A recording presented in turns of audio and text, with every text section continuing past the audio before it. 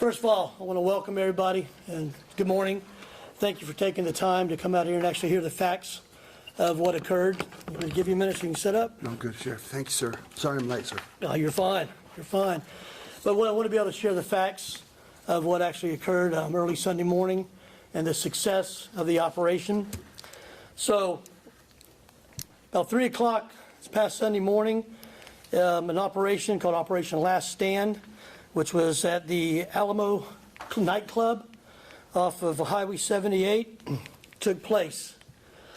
This operation's success is in thanks to the great partnership between our federal, state, and local agencies, including Homeland Security, Investigations, and the South Carolina Law Enforcement Division.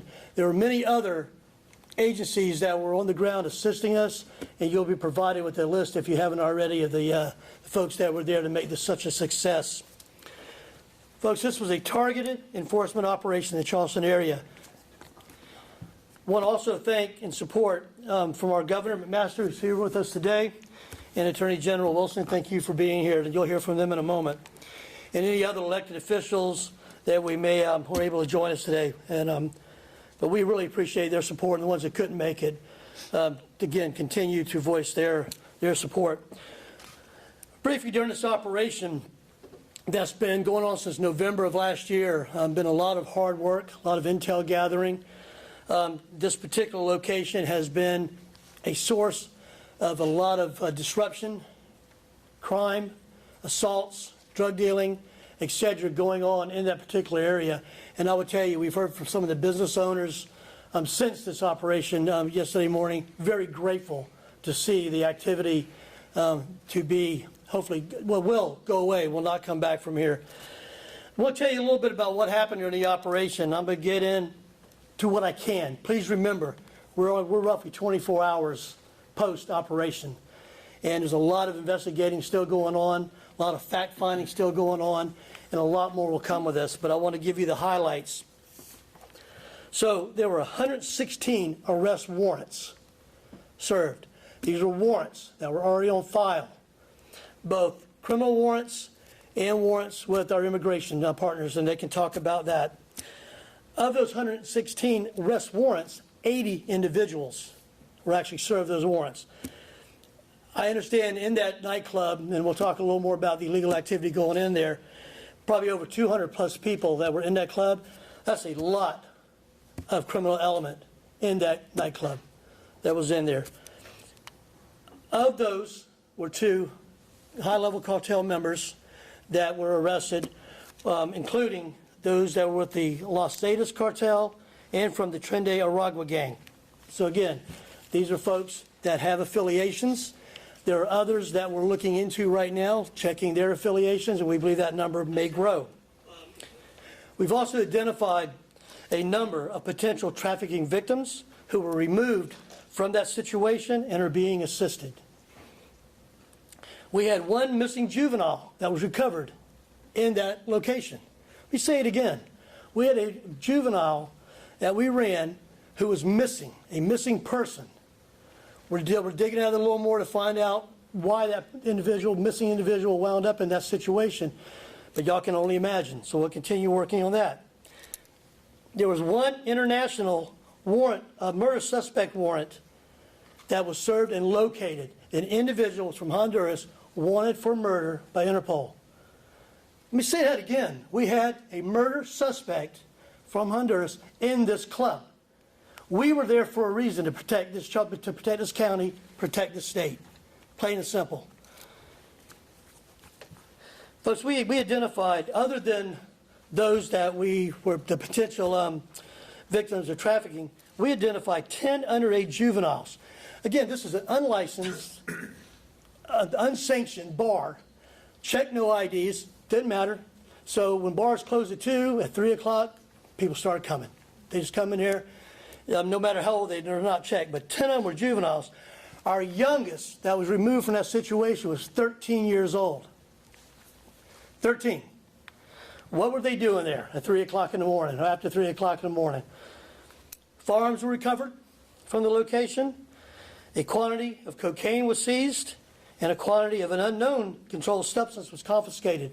Testing's being done. Again, we're 24 hours into this operation to determine exactly what that was. We have 4 vehicles seized from the property, all as a result of possible drug issues that were identified, and we're getting search warrants for those vehicles. There's a large quantity of bulk currency that was recovered. We don't have the number on that. Again, that's part of the investigation. We have to get a bank counter to identify that. Why is that important? This goes back to some of the other things that are being investigated on this location, the drug trafficking, the money laundering. These are all specific items that were being targeted, and we were successful in handling. Facts matter, folks. That's why we're standing in front of you.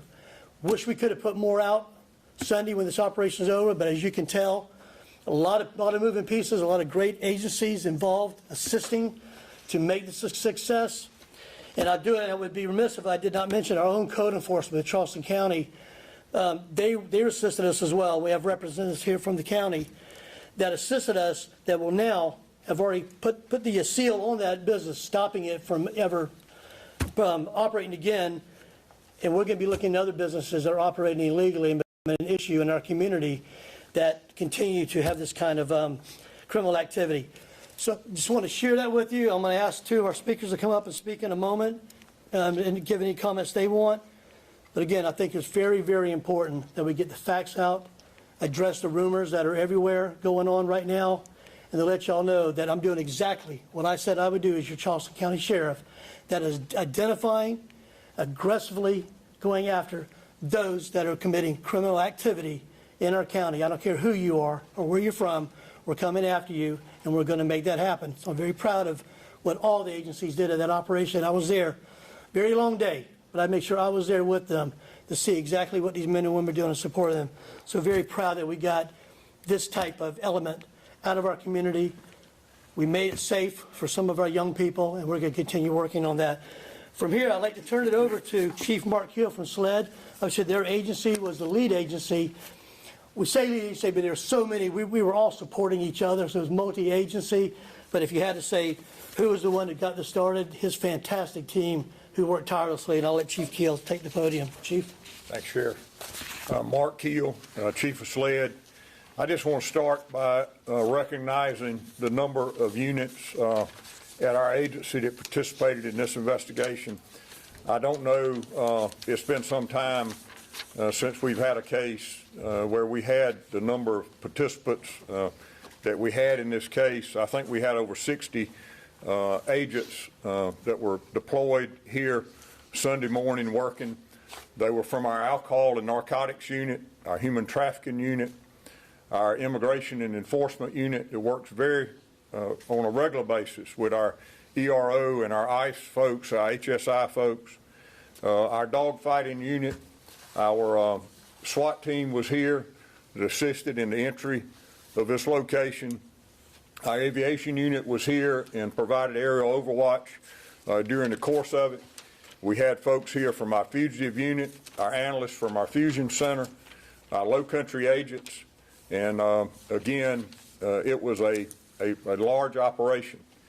I think one thing that I always say about South Carolina is it is amazing the law enforcement relationships that we have and the way we get along, both local, state, and federal agencies.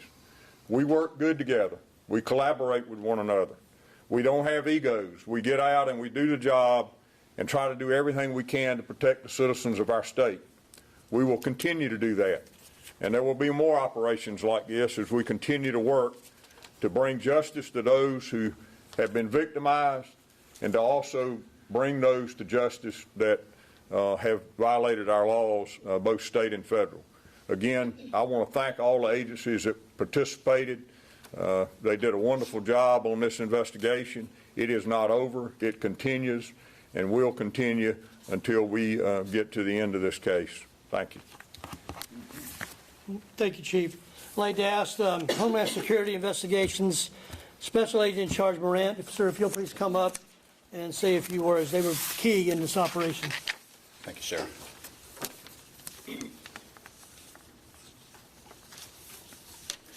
Good morning. Thank you all for being here today. My name is Cardell Morant, and I'm the Special Agent in Charge for Homeland Security Investigations Charlotte, which covers North and South Carolina. I'm here today to speak about the results of a recent, highly coordinated enforcement action in the Charleston area, one that underscores our unwavering commitment to public safety, community protection, and the power of collaboration.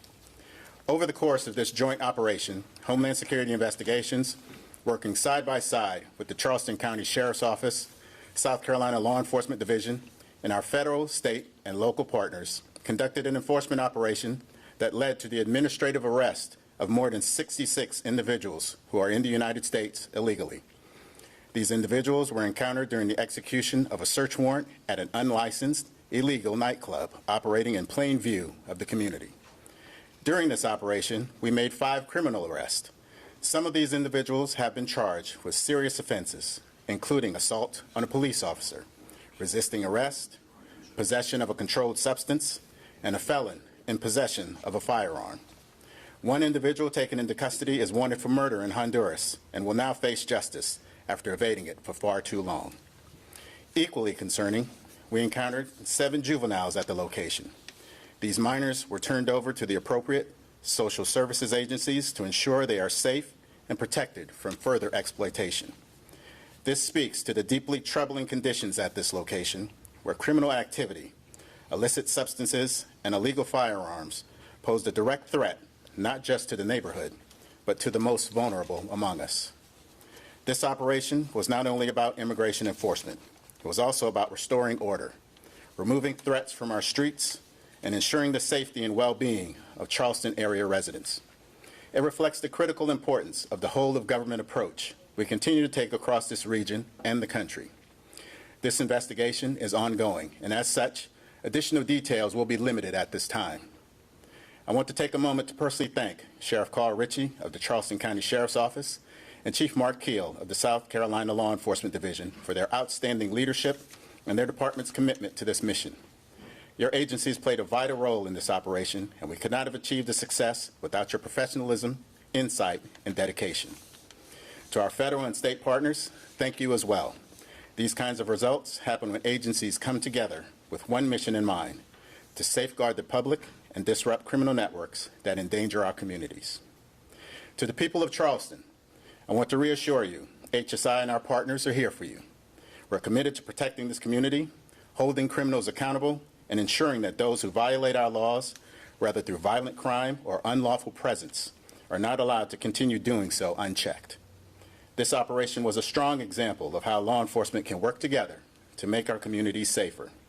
We'll continue this important work with vigilance, professionalism, and partnership. Thank you. Thank you, sir. I'd like to ask our governor, maybe ask you to come up and say a few words. Governor, please, Thank sir. you, Sheriff. Sheriff, I want to congratulate you. You are doing exactly what you said you were going to do. President Trump is doing exactly what he said he was going to do, and it's making a difference. Just I invite you to think about this. You've heard some of these details of all these arrests, 116 or more. There are about 200 people in the place. Get this picture. It's in the middle of the night, black dark, in a rural area, in this sort of a club. And you had all these people out there. This was after 2:30, 3 o'clock, 3:30 in the morning. And you had all these arrests were made. You had trafficking victims. You had the missing juvenile. You had one international murder being sought by Interpol, which is based, as you know, international police based in Paris, France. 10 underage juveniles. They were in there at the bar with all these other people. Firearms recovered, cocaine seized, controlled substances confiscated, vehicles seized. So much currency seized, they had to send it to the bank and let them count it on one of those machines that they have. All of that going on right here under our noses for all this time. Now, how did this happen? One way it happened is when you don't have strong law enforcement, this is what happens. And when you have, particularly in these cases now, that we're going to have now and we will have for years to come, when we have illegal immigration, people with criminal backgrounds, people bent on causing trouble, that are recognized some as terrorists, that are allowed to come through a completely open border this is what you get. I can't think of a single thing good that would have been going on at this location at this time of night in our county. But this is what we are getting as a result of the lack of enforcement and the non-enforcement of the laws under the Biden administration. We'd get it under any administration, but no administration has done it as poorly as the Biden administration. Well, things have changed, and this conference today is explaining and presenting to the people not only of this county, not only these cities, but of this country, what happens, what the consequences are when you have that lack of enforcement with open borders, despite the fact that those in charge in the Biden administration were saying repeatedly, the border is closed, the border is closed. Well, you can look at this and you know that's not true. But this is also a good example of what happens when you have a coordinated approach with men and women working together to enforce the laws, and you have a president who is determined to enforce these laws. We're going to be seeing this for a number of years because there are a lot of people in here that are not supposed to be here. And they're making friends and associates with other people who have criminal records. And what these men and women busted up last night is an example of what is going on in other parts of our country and likely in other parts of our state. So we got a lot of work to do. But fortunately, final point, we got the right team to do it. And you're looking at that team right now. There's no better law enforcement anywhere in this country than we have in South Carolina. And with a strong president, like President Trump, doing what he's doing to put the power of the federal government involved as well with the state and local, we're going to make great progress. So I say to all of you, men and women, thank you, congratulations, and to the people of South Carolina, things are going to get better. Thank you, Governor. I'll now ask our Attorney General, Alan Wilson, to please make some comments. Thank you. First, Sheriff Ritchie, I want to thank you personally for the invitation you extended to me to be here today to talk about this press conference. First off, I think you've probably invited me to nearly half a dozen events since you have been sworn in as a sheriff, and it's true. You have done everything that you said you would do that you ran on. Just a couple of months ago, I did a ride-along with Sheriff Ritchie. He invited me to come down here, and he kept me out to 1:30 in the morning, which is about 4 hours past my bedtime. But we rode around, and I got to see what local law enforcement were doing in partnership with our federal partners at all hours of the night. And while people are sleeping peacefully in their beds at night, the men and women of the state and federal agencies standing up here are out there patrolling the streets and the communities and neighborhoods of this area of the state of Charleston County. And so I saw firsthand what goes on, and it's just incredible. And of course, I was here just a couple of weeks ago for an Internet Crimes Against Children Task Force operation, and I got to see firsthand not just patrolling the streets and neighborhoods of Charleston, we're patrolling the digital streets and neighborhoods in our community, and that's very powerful.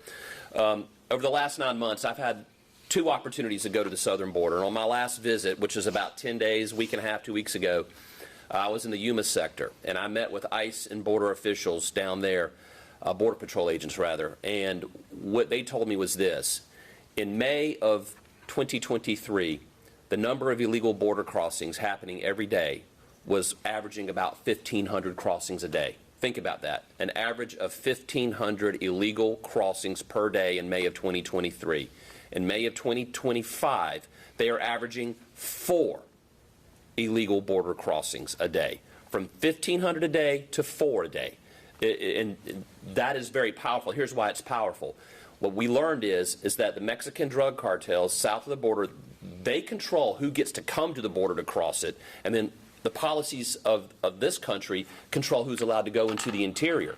And so the cartels were very much engaged in allowing and facilitating the illegal migration because it was helping fuel a lot of the drug trafficking and the human trafficking and all the other illicit activity that was coming into this country.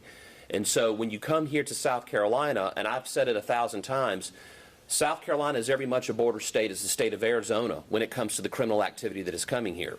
And so when I see what Sheriff Ritchie and the leadership at HSI and the FBI and my partner here, the Chief Keel of the State Law Enforcement Division, all of his amazing team, but I see what they're doing when it comes to combating what's coming into this state, you should understand how important it is what they do.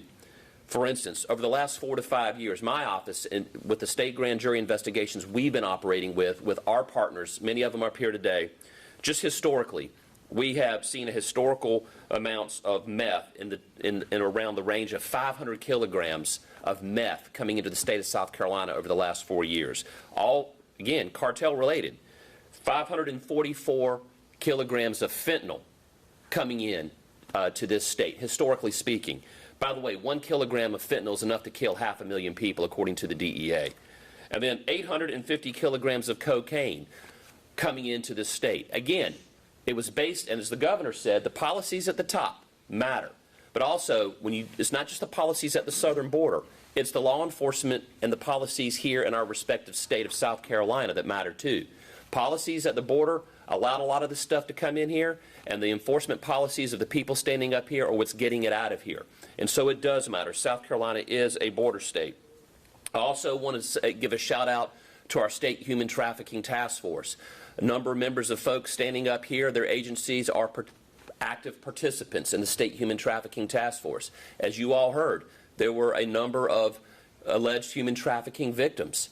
Last summer, the Department of Homeland Security's Office of the Inspector General released a report saying that there were around 320,000 unaccompanied minors who were led into the United States and they cannot locate, that they do not know where they are. And I'm not here today to say that any of the ones that were found in this operation are part of that 320,000. We don't know. This is an ongoing investigation. But whether they're unaccompanied minors here illegally or whether they're resident U.S.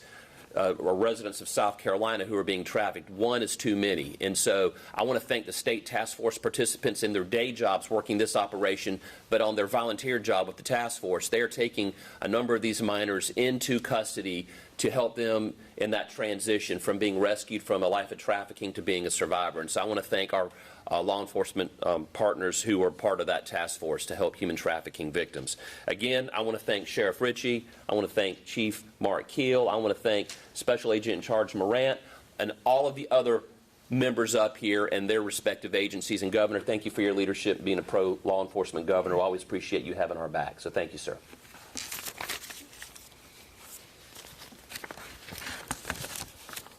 Again, thank you. And is there anybody else from any other agencies that want to say something? I didn't think so. Don't blame me. Right now, we're going to take some questions. We're going to open it up. But please keep in mind, when you ask these questions, this is a very fluid, very active investigation. We're roughly 24 hours in. I'm hoping you see the transparencies here. We're giving it to you as soon as we can, when we can. As I said, operational security is still very important as we deal with the issues out here. So happy to take questions in just a minute. And you'll be first, I promise. No. Happy to take questions, and if I'm not the person to answer it, I'll at least defer to whoever's back here that can answer that question. Yes, sir. My question is for Attorney General Wilson. Take a minute to comfort South Carolinians and talk about how these charges are going to stick. These people are going to stay in jail. They're going to be deported. They're going to be in trouble, and these judges aren't going to let them go. So first off, there's a number of charges, both state and federal. I imagine the U.S. Attorney's Office will be involved with the federal partners. Obviously, you have a local solicitor here who will probably be handling most of the charges from this area. Now, my office has concurrent jurisdiction with our federal partners and our state solicitors, and so we through our state grand jury or through our regular prosecution division will be assisting when asked to do so. Obviously, I think how judges are elected matter, because when you have judges that give light or lenient sentences, you have to have a way to be able to impress upon those judges that those are not the kind of policies we want implemented from the bench, which is why I fought very hard to give my governor here the opportunity to put people on the commission that actually screens judges and nominates them to the General Assembly. So how we elect judges matters. I don't want to throw this all on the judges, but what I will say is for judges who are going to go lenient on the types of cases where children are involved, we're going to shine a lot of sunlight on that. And I will support Solicitor Scarlett Wilson. I will support U.S. Attorney Brian Sterling in the prosecution of these cases from my perch in the Attorney General's office. So thank you very much for your question. Thank you. how long has this been an ongoing problem at the Alamo? Do we have anybody who wants to speak on that specifically? All right, Eric, do you want to speak on that? I can If touch you on it. introduce yourself, thank you. I'm Deputy County Administrator Eric Watson, Public Safety, Charleston County. The Alamo has been in existence for quite a while. We've had a number of noise complaints. Most recent complaint was a noise complaint that kind of expanded to a violation because the owner expanded his property, and that launched an investigation for the county. He was found guilty in his absence. So it's an ongoing nuisance for the community. And I'll say with that, it's amazing how we can go from a noise complaint to starting getting, again, intel, information from folks that maybe may have gone there or may have seen activity or were concerned. We got that information. We have great partnerships. We were able to get that information where it needed to be further investigated to get us to this point to make the type of arrests and charges we were able to make yesterday morning. So this is important that you run down every lead and look at every fact of a case as we're responding and dealing with this issue. Yes, ma'am. I think you said it started back in November, so that's been, what, 8 months ago you guys started looking at the Alamo? That's my understanding from our team. Yeah, it's from November last year.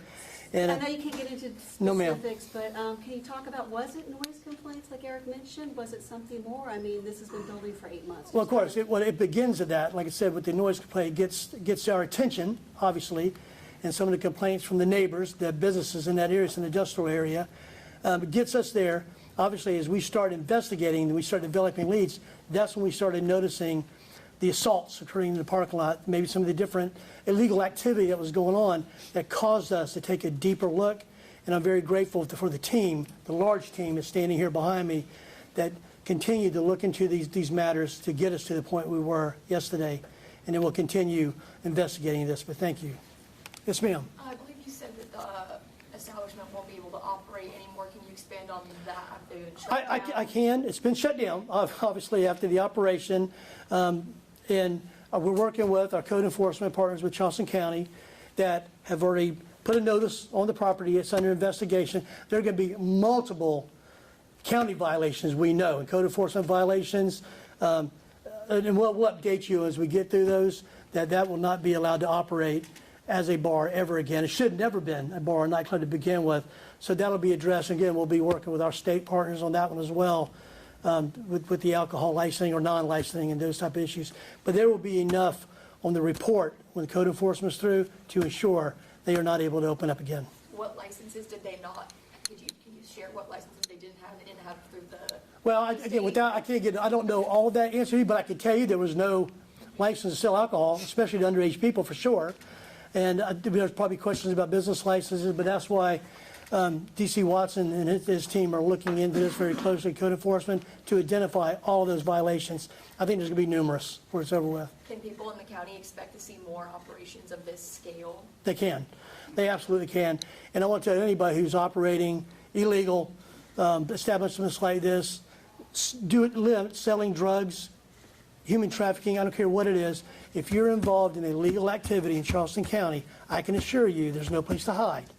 Again, we have a great team, great support behind us, and we support them in their enforcement activities. We are here to make Charleston County safe, and that's exactly what I'm going to do to ensure that people can live safe lives and not have to worry about what's going on around them. I can tell you businesses in the surrounding area had to hire off-duty security just to protect their properties when this place was open. So I think that's what we heard from some of those businesses, made phone calls saying thank you. And we need to see this happening so we could have a little better environment around us. So we will continue looking for those things. Yes, ma'am. Yes, ma'am. Hi, Sheriff. You Hey. said that 80 warrants were served. Can you tell us where those people were taken? Well, no, ma'am, there's 116 warrants with roughly 80 people. And I will defer back to our ICE or HISI folks, if y'all can speak on that or your PIO. And some of those warrants were criminal that were housed in our jail and being dealt with here. And I don't know if y'all want to speak on that or not, the others. I can provide further detail after. Let's see. So he'll provide that for you afterwards, the others, for operational reasons. Thank you. Yes, And I ma'am. also saw that SLED was the arresting agency on one person who was booked into the Sheridan Cannon Detention Center, who had a number of charges that sound similar to what you've mentioned about alcohol licensing and that type of thing. Is that the owner of the Alamo, or are you going to identify that person? Well, obviously, I'll defer back to SLED on that, and I'll let you speak on that, sir. This was your arrest. He is the operator of that establishment, or was. Anyone else? Yes, ma'am. Could you just share a general update on the victims, how they're doing, and what resources they're being given? Again, I can tell you those that were identified, and again, they're alleged right now. Our team they're working through that. DSS was involved. Our folks that handle that type of trafficking are having these conversations to see if we can get to that next level. These are alleged victims right now that we identified on site that we thought needed the intervention, and we gave them intervention, removed them from that area. They're safe, they're secure, and again, we're 24 hours in this, it's continuing, and we'll ensure that anyone who is identified as an actual victim of trafficking will continue to get the services they need to make them whole and make them safe. Yes, ma'am. In terms of protecting the community, since this has been happening since November, can you speak on how you were kind of protecting them, or if you took any action before you carried out the operation? Officers responded often to that location, would handle different complaints of the noise, obviously different complaints of the assaults that maybe occurred in the parking lot. And I think, like I said, some of the surrounding agencies who had jurisdiction across the street had off-duty security. But let me remind you that we knew that there was going to be more to this investigation. That's why that we would respond to the issues, deal with anything that was an imminent threat to the community to allow us to continue to watch this investigation unroll, to have such a huge success that we did. Thank you. Sheriff, I know you said Yes, you ma'am. wanted to clarify the facts. I've seen on social media some people saying that they were there and that everyone's IDs were checked. Can you talk about what that process looked like, if everybody or if it was targeted to certain individuals in the Sure. establishment? And that, again, is going to be with our HSI team. If y'all want to speak on that, or afterwards, come on up. But I can tell you there was a good operation that was going on. I'd love for him to speak on that. The last part of your question again, please. People on social media saying that everybody in the establishment had their IDs checked, or were they just targeted to certain individuals? I'm just curious what that looked like. No, everyone on the premises. It's important to keep in mind that this was a cartel after party. So everyone there had their IDs checked and were processed and either arrested or released. So there was non-citizens and citizens who were arrested? I'm sorry. Yes. Yes. Yes. I know there were. Yes. Yes. For sure. Yes, ma'am. Can you expand on a cartel after party? I'm sorry, that just Again, I'll jumped out. It begs that question. So bad guys like to celebrate too, so this was their way to let off some steam. And they were unfortunately doing it right here in the community. So you're understanding that everybody in the establishment was aware of it being a cartel, or were people there?